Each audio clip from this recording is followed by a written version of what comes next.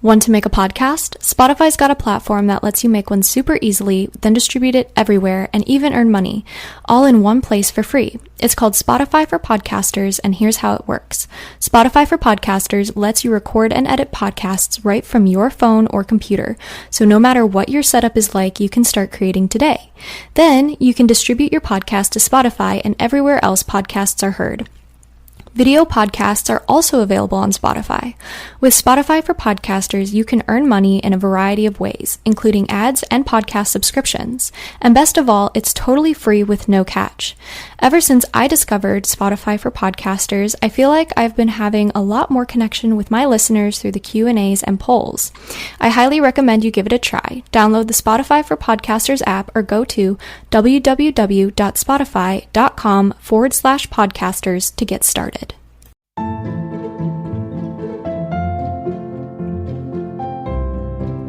Hi, I'm Father Daniel Duplantis, a Catholic priest, martial artist, and host of the Karate Priest podcast. Have you ever wondered what the church teaches about different topics? Are you a martial arts enthusiast or just someone who wants to learn more about martial arts? I'd like to invite you to join me and many guests on my podcast as we cover topics of faith, everyday living, and martial arts on the Karate Priest podcast.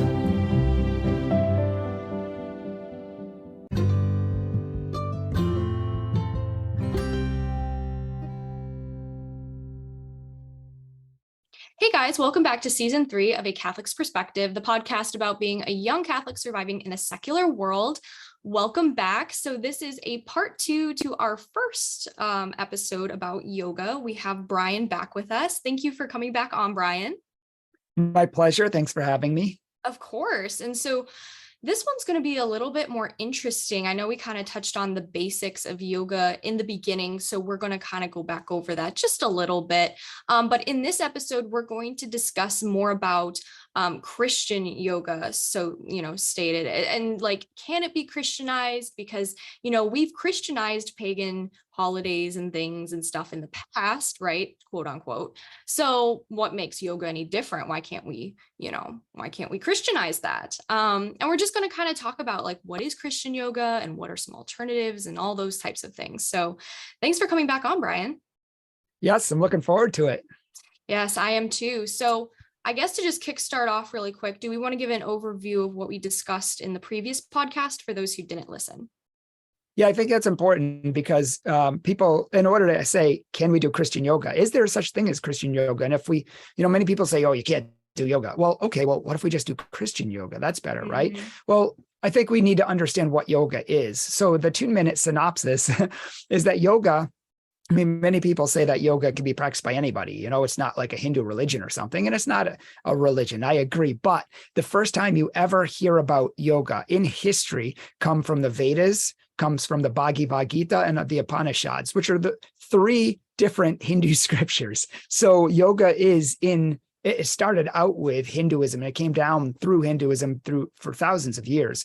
And there were many different types of yoga, but Patanjali, who was a sage in the in the Hindu religion, he kind of took all of the different types of yoga and he made like one kingly yoga, Raja yoga. And basically that yoga is consisting of 8 different branches, meaning studying, dietary laws, asanas, which are seated positions for meditation. And then, of course, the meditation, concentration, mindfulness, and then samadhi, which is enlightenment or, becoming one with the whole universe. And that's what yoga means. Yoga means to integrate or to yoke yourself. So when you do yoga, you're supposed to integrate your mind, your body, and your soul. And once you have peace with yourself, then your goal is to become one and integrate yourself into the divine, into all that is. And so that's been the purpose and goal of yoga for thousands of years, is to become one with the universe. And that's what Buddha did, in fact.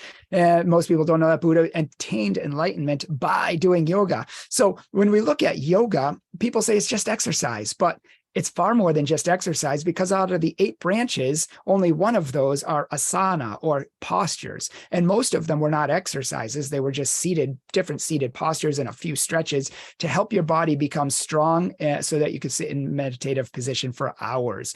And finally, I would just say, that when you look at yoga in its practice, it's a spiritual way of life. The whole purpose of any exercise, if there was any at all, and for most of history, there wasn't hardly any exercise in yoga, but the little exercise that there was to help them to become free of this world, to break the chains of karma. So can yoga be Christianized? I mean, that's a fair question, isn't it? Yeah. I mean, it's interesting because it's like you think, oh, well, we can Christianize other things, but yoga's a little bit different, Yeah, it is a little bit different. And we have Christianized things in the past. Like, I don't know if you know this, but the halos that saints have behind their heads, you see them in the stained glass windows, you see the big circles behind their heads. Those were originally called nimbuses, and they were pagan. And originally they were only on the pagan emperor. And that was to symbolize his divinity, that he was divine. That's what it meant. So Christians started saying, no. The emperor's not divine. There's only one divine person in this world, and that's Jesus Christ. So originally they started putting what we call the halo behind Jesus's head to show that he's divine. But over time it evolved, and it just came to equivocate to really important people who have done important heroic things for the Roman Empire, and anyone who was like an army general who won many battles, or someone who was incredibly smart and saved Rome. Like really prominent people started to have smaller ones behind their head, as opposed to the big one that the Roman emperor had. So they started putting them behind saints too, to say, no, the only people worth venerating and the really heroic people are the saints. And so, yeah, we took that pagan practice. But here's the thing. We have to ask ourselves, if we want to Christianize anything, what's the purpose of it? Why are we doing it? Are we doing it just for fun? Right. No, the Christians were they were starving to save the pagan people and to have them know the one true God, to have them leave their false pagan practices, which lead to death, destruction, and hell, and to save their souls and bring them to know the one true God, Jesus Christ. That's the reason they did it. So anything they baptized or anything they made Christian was to help them to become Christian, was to draw them to Jesus Christ. Now, can yoga be Christianized? Well, number one, no, in a sense, because it's a Hindu practice. I mean, it's a spiritual practice with many different parts that include meditation, contemplation, mindfulness, and karma, and all of these other things. They're all part of yoga. You say, yeah, but I'm only doing the exercises. And we said in our last show that, okay, the exercises weren't started with yoga. They preceded yoga. Yoga kind of took the exercises only about a century to a century and a half ago and made them part of yoga. And so if you want to do just exercise at home, if you want to do just stretching and you think it's important, we do too. And you can do that. But it's not yoga. You can't do them in a yoga class because yoga classes add all of these other spiritualities. Well, that's why we're doing Christian yoga, Bryan, because we want to get rid of that Hindu stuff. And we want to just put some Bible verses in there. We want to just put some Christian music on. And we want to just, work out to the Lord, That's noble. That's not yoga anymore then. But that's exactly right, because yoga is a spiritual way of life to free yourself from karma and become one with all that is. Well, we can do that too, Bryan. We can become one with God. Sure. But why? See, here's the thing. When Christians Christianized pagan practices, number one, they changed the name so they didn't confuse everybody. And number two, they got rid of all incompatible parts that were pagan, that were against Jesus. And they only kept which was not incompatible with Jesus, because not everything that's pagan is against God. I mean, calendars are of pagan origin. Wedding rings are of pagan origin. Baptism is of pagan origin. There's burning candles are of pagan origin, but the Jews did a lot of these things too, because not everything is inherently bad or against God, but some things are directly pagan and worship false gods and do bad things. And those are the things that you don't want to do. So Christians, they got rid of things. Number one, their intention was to bring people to Christ, right? What is the intention of Christian yoga? well, we like the exercises and we want to do it, so we're just going to put a Christian stamp on it. That's basically the purpose of it, is they just like yoga and they want to do it, and they know it's Hindu and they're not supposed to do that, so they're just going to call it Christian. But that's not the way Christianizing things works. We change the name. So if you want to do something like Christian yoga, and there are things out there like that, which we're going to talk about at the end of the show, like Pietro Fitness, which is a Catholic workout. There are things like that, but they change the name, number one. They remove the incompatible parts, number two. From what I've seen, Amber, a lot of people in the Christian world, they still talk about grace. They still talk about energy. They still talk about centering yourself. They're trying to do Christian yoga, but they haven't removed the incompatible parts, not all of them, because either they're not catechized enough or they just don't know the new age aspects of them enough. And they think, well, those aren't bad. So they didn't remove the incompatible parts either, which is very, very, very important. Hence the halos, which are now called halos by everybody, whereas before they were nimbuses. And the purpose was to bring people to Christ. And third, if you just want to do exercise, that's not yoga anymore. Stop calling it yoga. I know you need to because you want to make money and draw people to your practice, but it's not yoga anymore. Yoga is not exercise. In fact, Hindus are like, they're like, their hair stands up on the back of their necks when they hear Americans and Westerners call yoga exercise. In fact, one of the quotes I put in my book here, it's called Confident Spirituality, and it talks all about New Age practices. And it talks about one of the Hindu swamis, that's what they're called, the leaders. And one of them talks about how Christians have the Lord's Supper, right? And she says, when you go home and eat bread in your house, are you participating in the Lord's Supper? And she says, of course you're not. If you go to a friend's house and you drink a sip of wine, are you participating in the Lord's Supper? She says, of course you're not. I'm not even a Christian, and I know that. So why do you think that you're doing yoga when you're just doing exercise? She's like, you're taking a brick within a house, but you're calling it the house. She said, yoga is so much more than exercise, and exercise is the least important part that no one even focuses on. And you're calling that yoga. She says, that's not yoga. And I agree with her 100%. So if you're going to even try to Christianize something, you need to change the name. You need to remove the incomplete parts, and you need to stop confusing everybody by calling it the same thing. Yeah, I've seen that a lot too. I mean, especially in today's culture, we try to make things into what they're not, just for clout or some kind of payment, like you said, like getting paid for it, because it is a very in demand type thing right now, where people are really into spirituality and things.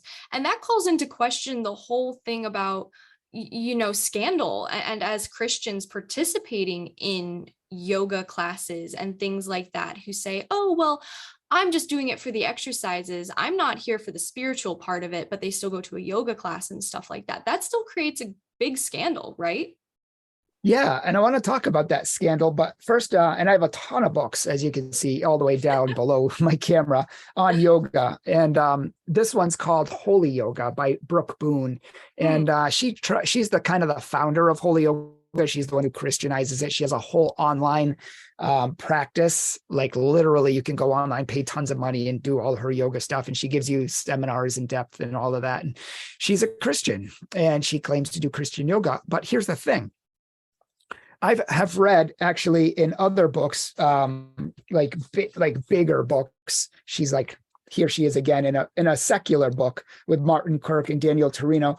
And just if you open just the first few pages, she's talking about all of this Hindu stuff that is not compatible with Christianity. In other words, she claims to be a Christian and claims to have gotten rid of all that Hindu stuff, but yet she's talking about Hindu things in the secular world. So I'm wondering, is she just trying to look good in front of the Christian world to sell all this stuff, but while secretly holding to the Hindu stuff too? But so if anybody knows and finds out about this stuff and starts practicing it, that's scandal, and that's a mortal sin.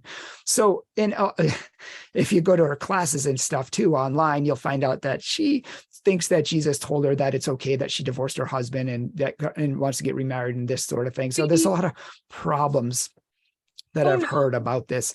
But yeah, here's the thing.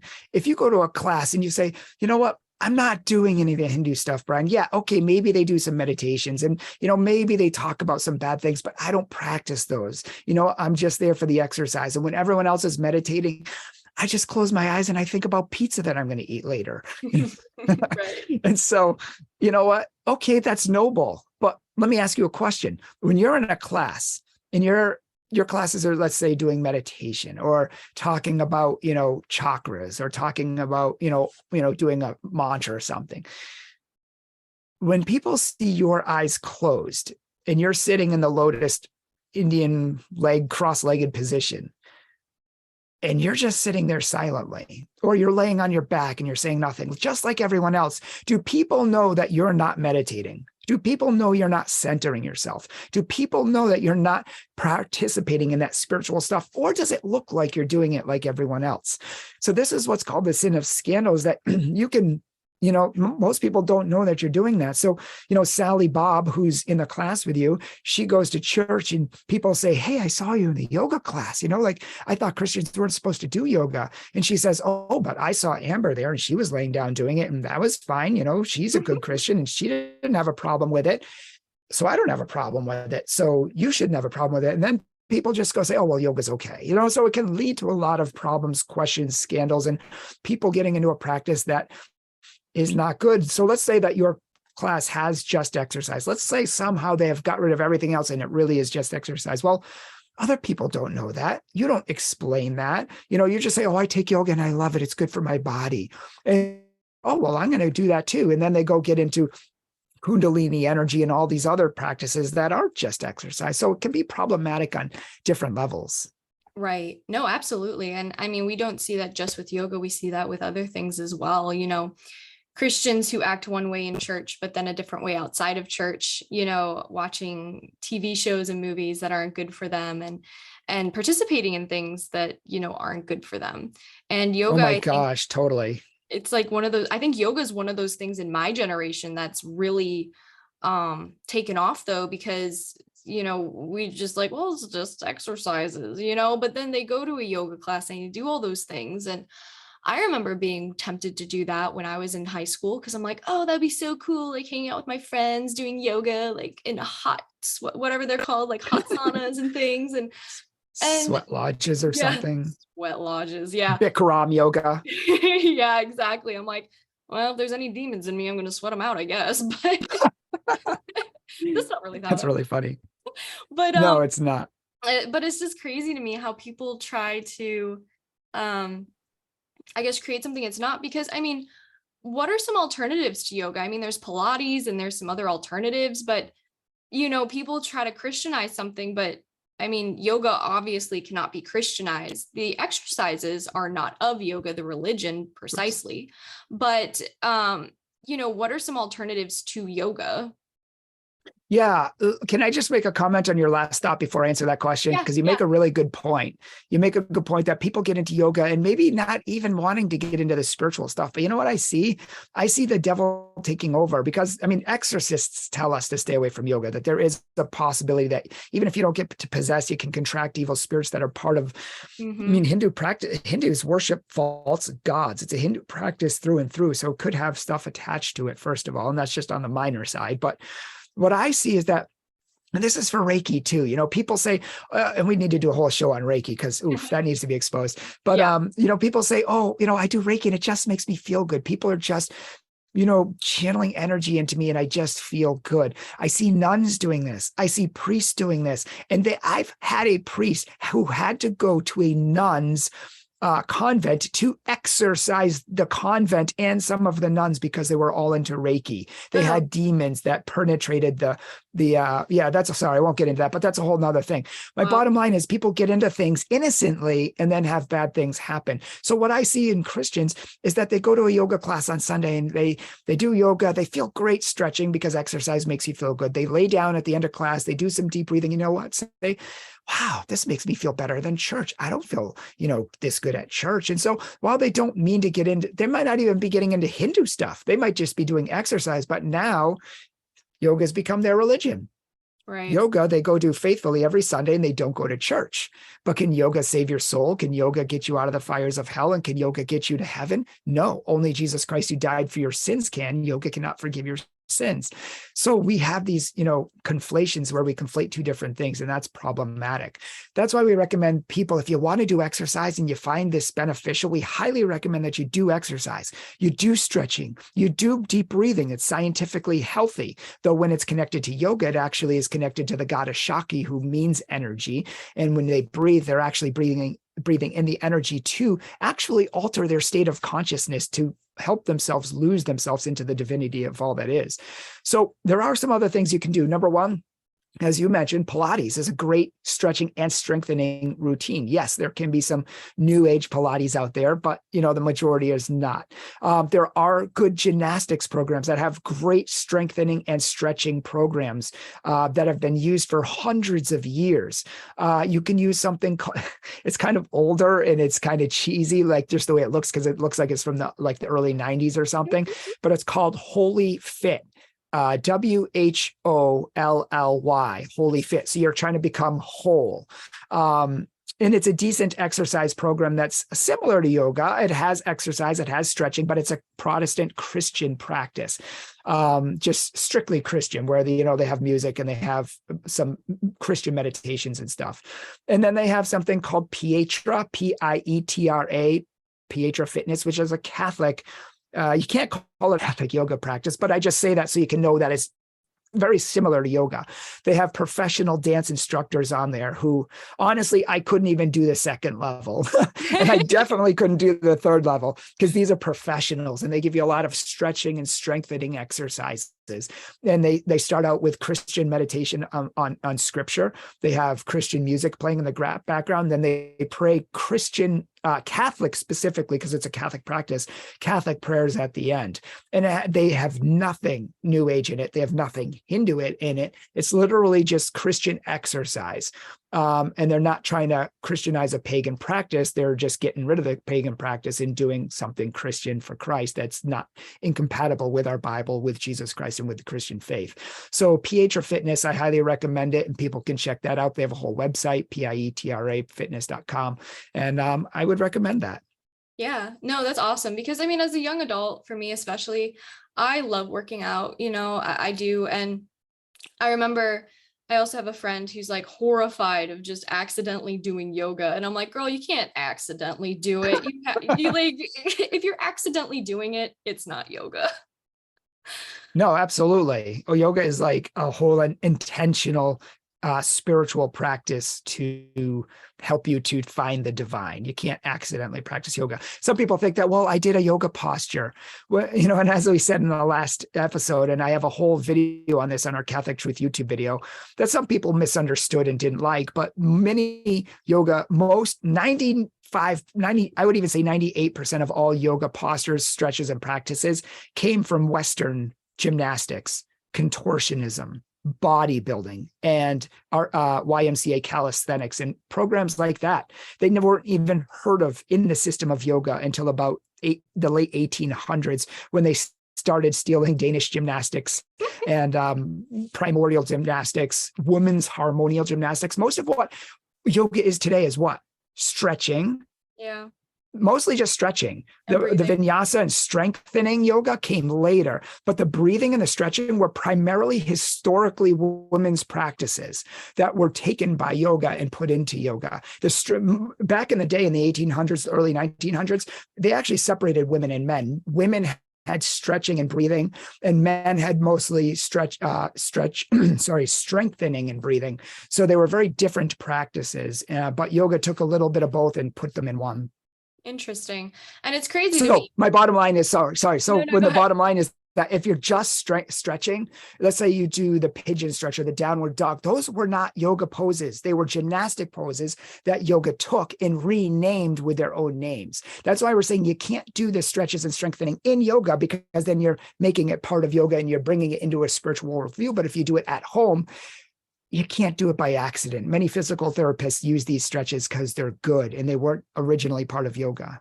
Right. Sorry, I just had to say that. You're fine. Yeah, no, it's good to clarify, because when I dislocated both of my kneecaps, I had to do certain exercises like child's pose and certain things to help with the ligaments to stretch. Otherwise, I wouldn't have full range of motion of my leg anymore.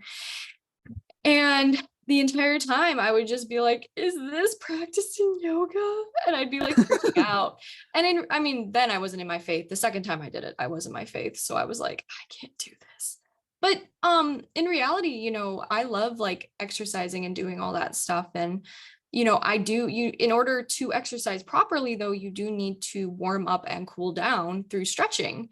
And I would always be super scrupulous and paranoid about like, okay, is this posture like appropriate for a Christian or something? And I would never specifically do yoga poses at the gym, because I think that can also create scandal if people see you doing that and like you're a Christian, you have Christian attire on or something, because again, like you said, they don't know, they can't read your mind, they don't know what you're doing.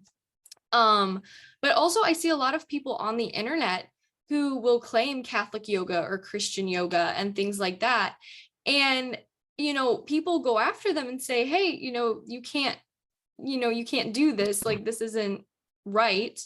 But the main thing is that they don't, personally, I don't even know if the people who do that are Catholic or Christian themselves. Like you said with that one lady, it seems like a lot of times they just try to target the Christians and Catholics to get extra money out Or of maybe just in name only. Yeah, or just in name only, but adding the Christian to it kind of opens you up to a whole other group of people, that you can reach instead of just, worldly, people. Yeah, exactly. And there's nothing wrong with inherently with adding spirituality to exercise. I mean, if you want to offer your exercise to God, if you want to try to become healthier in mind, body, and soul for God and for this world, to try to be a better person, there's nothing inherently wrong with that.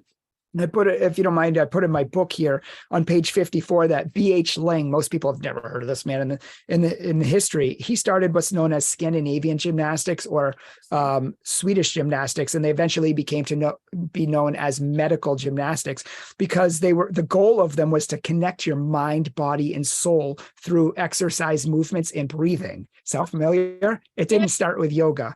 And also, Ling gymnastics was one of several forms in the 1800s that tried to do this. They wanted flexibility and freedom. So they were trying to make people better as a whole person. Later on, yoga would appropriate that into their own practice, where it's just a spiritual practice, but later they would add the exercises and all that, but it didn't start with them.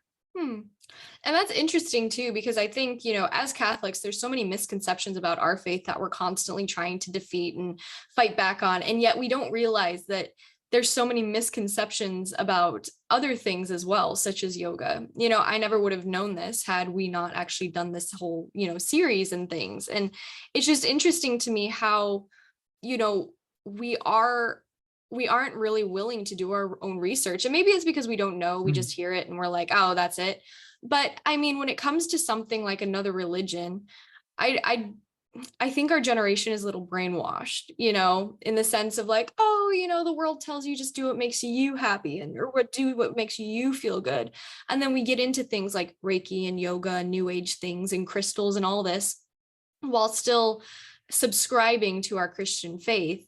But in reality, they're contradictory, and I think it's something I've experienced a lot where you try to tell people things like, hey, yoga is not good, but stretching is good. But because they've been raised with the idea that yoga and stretching are the same thing, they just subscribe to yoga. Exactly. Like Many don't know better. It. Yeah, it's like you can't separate it because the world has just pushed it so much. And I'm always wondering like how you can really like talk to people about it and be like, hey, actually they are separate and stuff, because most people these days are just so closed off. They just don't want to learn anything. Yeah, no doubt. And I've gotten to so many conversations with people and be like, why are you doing yoga? That comes from like the, Hindu religion, it has a lot of spiritual practices that are incompatible with the Christian faith. That's the way I put it, and so they say, well, it's just stretching. It's just exercise. I'm like, actually, it's more than just exercise. They're like, no, it's just exercise. And I'm like, do you know what the word yoga means? That's where I start. Now they're like, no. Yeah. I'm like, it comes from the Hindu Sanskrit, which from the word yuj, Y-U-J, and it means to yoke or to integrate. What does that mean? And they're like, I don't know. I was like, well, it doesn't sound like you know a lot about the practice you're practicing, Yeah. And so I said, it's actually a lot more than just exercise. It has 8 branches that are traditionally yoga, even in Hatha yoga, which is the exercise posture form of yoga. It was primarily a spiritual practice. And we have BK Iyengar in his first pages. This is the exercise form of like yoga. And he says in his first pages that yoga is not exercise. He says it. He says it's a spiritual practice. And so I tell these people, okay, let me ask you a question. You say it's just exercise. Have you ever had to do deep breathing? They said, yeah. I said, have you ever done like meditation? They said, yeah, but I don't do meditation. I think of something else. Oh, so you do have it in your class and it's not just stretching anymore, So some of these people are forced to admit, like, have you ever heard the word chakra? Well, yeah, so a lot of these people just don't know, like you said, they're not educated enough to know. And so it's kind of like people, we have a whole chapter in this book that I have here on horoscopes and psychics and astrology. And people get into that innocently. They don't know better. They don't know that it opens doorways to the dark side that should be better left closed. And that's the same thing with yoga. I think many people get into it, innocently, and they just don't know better, which is why it's good that you're doing shows like this to educate people on it. Yeah, and I think it's really important due to the fact we live in such a new age world. It's everywhere. I mean, there was a Satan temple that was just built like a couple months ago, I think in Chicago. And it's something that, I mean, not that has anything to do with yoga, but but it's just interesting to me how like the pagan practices Christians were fighting 2,000 years ago, we're still fighting them. But the issue is that because they're under a new title, a new name, a new packaging that's super sparkly and receptive, Christians fall into the basically the trap of it. Just like, when Moses was leading, the Jews out of Egypt and out of Egypt and stuff, like they fell back into pagan practices because they were around it so much and stuff. And they made false idols with Aaron and all these things. And Moses came down and he's just like, what is going on? What is happening? And it's interesting because Christians continue falling into that trap, where they see something and without thinking about it, they just start doing it again. Obviously it was a little different because, the Jews were mad at God for leading them into the desert or whatever. But it's just interesting to me because we've been fighting these exact same issues for 2,000 years, and we've been fighting the same exact misconceptions in Catholicism for over 2,000 years. And yet we're still having to fight it. It's just Christians aren't as in their faith as they should be. And so they don't know how to, combat that. And it's like, what happens if you have a friend who's into yoga and they consider themselves a Christian? Well, you're probably going to consider yoga to be okay, like you said, because they're your friend and they're a Christian, so it should be fine, and it just starts this cycle of misinformation and miscommunication. Absolutely. And not to shamelessly plug myself again, but that's why I wrote this book, is so Christians could have a manuscript to know what's good, what's bad, and what's spiritual, what's not, what's compatible with Catholicism and Jesus and what's not. Like, we need to educate ourselves. As you said, this has been happening for 2,000 years. Gnosticism happened in like the time of Jesus and even before, and we still are struggling with it. Many of the New Age practices come from Gnosticism. It's still a part of our practice.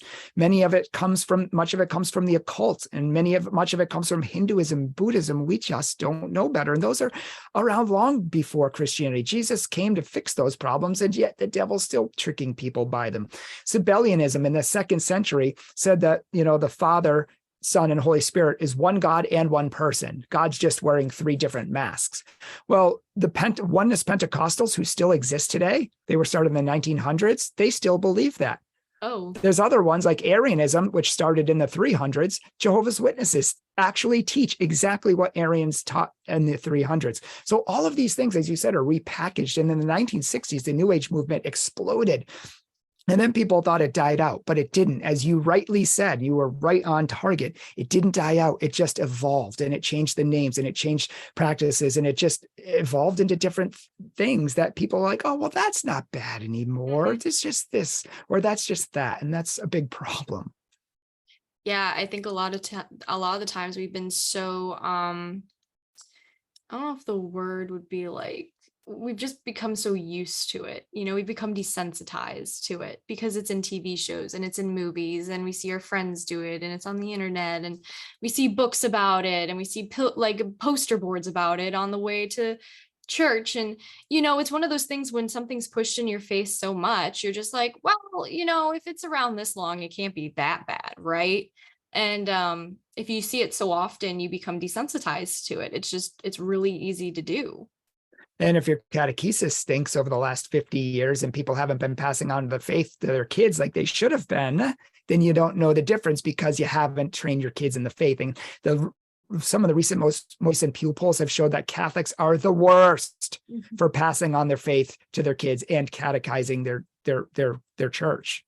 Yeah, which is insane to think, because we are literally the original Christians. Like, we are the one true church, and yet we struggle so much in catechesis and trying to spread our faith, and yet yoga spreads their faith so easily, like, and stuff. It's very interesting. I have a book here. This is a whole show on itself, so we'll not get into it, but it is interesting. But this is the decline and fall of the Catholic Church in America. It's like, I don't even know, like 800 pages of like, it's big. It's at least 300 or 400 pages. And I've read most of it, and it talks about how the Catholic Church collapsed after Vatican II and why, and it gives all the reasons. And much of the reasons, many of the reasons, some did, but most of the reasons didn't actually have to do with Vatican II, but with the world that really attacked the church at that time. For example, before Vatican II, we were all in what was known as religious ghettos. Like, we never associated with the world. But at that time, when John F. Kennedy became a Catholic president, and all these people, I mean, we were second and third class citizens in this country. I don't know if you knew that. We had the worst jobs. The average lifespan of a Catholic man in the United States was 35, because it was deadly, because the jobs they gave Catholics were so bad, because we were not like everybody else. We were papists, and Protestants in this country didn't trust us. And so finally, everyone around the world started accepting Catholics because we were fighting in the World War, and they were like, okay, they're not so bad. And at one point, we were finally accepted, and we came out and we started associating with the world. And that's exactly the moment that the sexual revolution exploded. The New Age movement exploded. Anarchy exploded. Scientism exploded. Science is everything. We don't need God. That's old, outdated, superstitious garbage.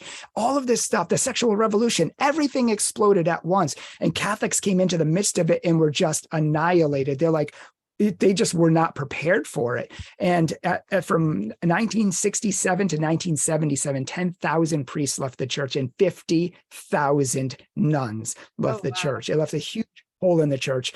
And the worst, many bought into the New Age movement, garbage, and Wicca and witchcraft. Especially women were getting into goddess worship and all this stuff. And they started infiltrating it down through the Catholic school system, CCD programs. And we wonder why our church has exploded, why the pedophilia and scandals, all of this stuff happened. It's because the devil attacked our church during those years, and we were not prepared. And this literally goes into like the deep dive. So if you want to know like more about it, we have a whole video on our church called Catholic Crisis, and we go into names and players and different things like that. But I just think it's interesting. Sorry to go off on a tangent. No, I mean, I think it's important to know about, and we could do a whole other series about that too. I think it's interesting how the devil can really make something look so good, and yet it's so bad. Because as people, we're very visual, we're very physical creatures. We like things that look nice, and things that sound nice, and things that feel nice. But not everything that looks, sounds, and feel nice, is good for us. And I think we forget a lot of the times, especially in the world we live in, that suffering is a gift, and it's okay to suffer. And in fact, there is not just reward, but there is usefulness in your suffering. It's not in vain. It's very important to learn how to suffer and suffer well. And today we are just trying to figure out something to take the edge off, and, something that we can do to help relax and this and that. And while it is important, because God does want you to be healthy and things like that, going towards New Age movements and meditations and yoga and things is not the vibe. It's not how you do that. or Reiki or the centering prayer or the law of attraction, Course in Miracles, or any of those other new age things that are just they're going to lead you away from God. Correct. Yeah. And we see that more today than ever. But well, thank you so much, Bryan, for coming on again and talking about this for the part 2. I think it's a very interesting topic, and Christian yoga is something I never actually specifically thought about, and maybe my listeners didn't either. But it's a very interesting topic. Yeah, I find it fascinating, and I just find the whole topic fascinating. So thanks for allowing me to come out, and hopefully I help some people to understand it more. Yeah, absolutely. And where can my listeners find you? Well, they can find us online. Our website is thecatholictruth.org, soon to be just catholictruth.org. Or they can just hashtag Catholic Truth. We have a Catholic Truth YouTube, Catholic Truth podcast, the Catholic Instagram, so on. Okay, perfect. Well, thank you so much, Bryan. Again, I really appreciate you coming on. Hopefully that this podcast was helpful for those, the part 2 and everything, understanding yoga and how we can't Christianize yoga, but stretches aren't yoga. So hopefully this clarified some things for you guys, and I'll talk to you guys in the next podcast. Bye, guys.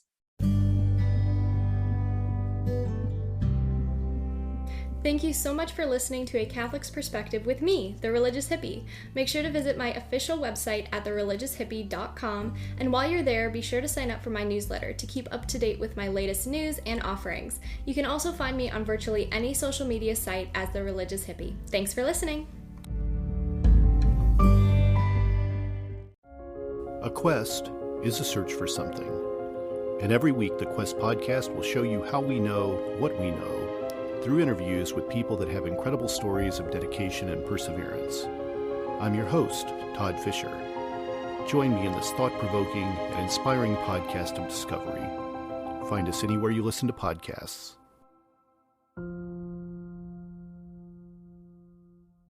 This episode is brought to you by Shopify. Selling a little or a lot? Do your thing however you cha-ching with Shopify, the global commerce platform that helps you sell at every stage of your business. Shopify helps you turn browsers into buyers with the internet's best converting checkout. 36% better on average compared to other leading commerce platforms. Get a $1 per month trial period at shopify.com/offer23. Thank you for listening to this podcast. Please be sure to rate and review this episode. This podcast is produced by Todd Fisher and Anthony Smith and is distributed by Metacortex Publishing. This podcast is copyright. Any previously trademarked or copyright content is used by permission. Information and opinions stated in this podcast should not be construed as medical advice. Please be sure and visit the official website for Metacortex Publishing at metacortexpublishing.com or find us on social media for other unique content.